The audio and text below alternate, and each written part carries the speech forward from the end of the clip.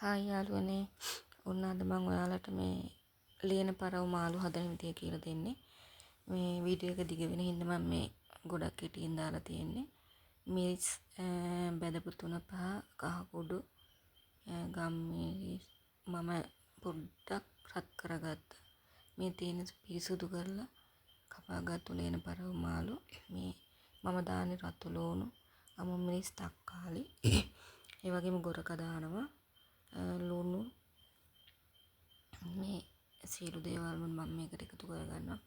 කරපිංචා රම්පි දාන්නේ හේතුව මොකද මම මේ මගේම නිෂ්පාදන වන 3-5 වර්ග වලට මම ඒ සියලුම දේවල් දාලා තමයි හදලා තියෙන්නේ.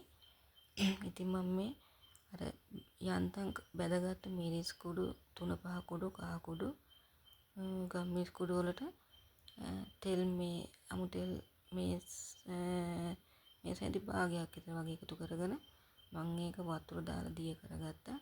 බලන්නකො ඔයාලත් මේ විදිහට හදලා මාළු හැමතිස්සෙම හදන විදිහට හදන්න තු පොඩ්ඩක් වෙනස් කරලා හදලා බලන්නකො. ඔන්න මම ඒකට ලුණු එකතු කරගන්නවා. ඊට පස්සේ මම ඒක හොඳට කලවම් කරනවා. කලවම් කළා මම මේ මාළු එක හදන්නේ මැටි හට්ටියේ. මොකද හරිම රසයි මැටි හට්ටියේ හදපුවාම ඕනම කෑමක් ඕනම ව්‍යංජනයක් හදලා බලන්නකො මැටි හට්ටිය. ඇත්තටම හරි රසයි. ඒ වගේම තමයි ගුණාත්මක භාවය වැඩි. මොකද අපි ඇලුමිනියම් භාජන වල කෑම හදනකොට ඇත්තම කියනවා නම් මේ වගේ රසයක් මේ වගේ ගුණයක් අපිට ගන්න හරි අමාරුයි.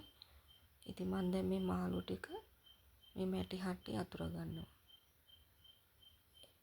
ඒ අතුරගෙන ඊට පස්සේ රතු ලුණු, අමු මිරිස්, තක්කාලි, ගොරක මම මේ ටික එකතු කරගන්නවා. මේ මාළු එකටම බලන්නකො මේක හදලා ඇත්තටම කියනවා හොදි ගෑවුණු තැන කණ්ඩ හිතනවා එච්චරම රසයි. මේක මගේ විදිහක්. ඔයාලා සමහර විට දන්නව ඇති. බලන්න හදලා මට කමෙන්ට් එකක් දාන්න කොහොමද කියලා. ඉතින් මම මේ දේවල් එකතු කරගෙන මම මේකට අර මම පේස්ටියක් වගේ හදාගත්තු ඒ මිරිස් කහ 3-5 ගම්මිරිස් මම මේකට එකතු කරගන්නවා. හරි ලේසි මේක.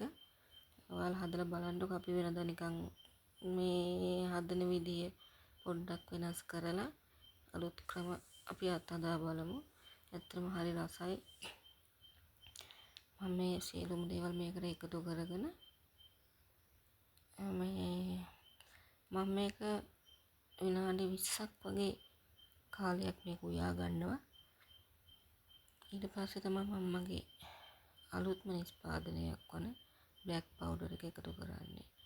ඒ කියන්නේ ඉදිලා බාන්න විනාඩි 2-3කට කලින් තමයි මම ඒක එකතු කරගන්න බලන්න මම ඒක එකතු කරගන්නේ. ඔන්න දැන් මගේ මාළු එකට සියලුම දේවල් දාලා මම මේක උයා ගන්නවා. හරිම රසයි. ඔයාලා බලන්නකො. ඔන්න දැන් මම මේක විනාඩි 20ක් මම උයා ගන්නවා. වහලා මේ ඔයාලට මේ 3-5 වර්ග අවශ්‍ය නම් මට මැසේජ් එකක් දාන්න. ලංකාවේ සහ පිට රටින් ඕනම කෙනෙකුට මම ඩෙලිවරි කරනවා. ඔන්න දැන් මගේ මාළු එක ඉදලා ඉවරයි. දැන් මේ අවසානයේදී මම මේ බ්ලැක් පවුඩර් එක එකතු කරන්නේ. බාන්න විනාඩි 2-3කට කලින් තමයි මම මේක එකතු කරන්නේ. පුදුම සුවඳක් එතකොට. ඇත්තම හරිම රසයි. හරිම පිරිසිදුද මම මේ දේවල් හදලා තියෙන්නේ.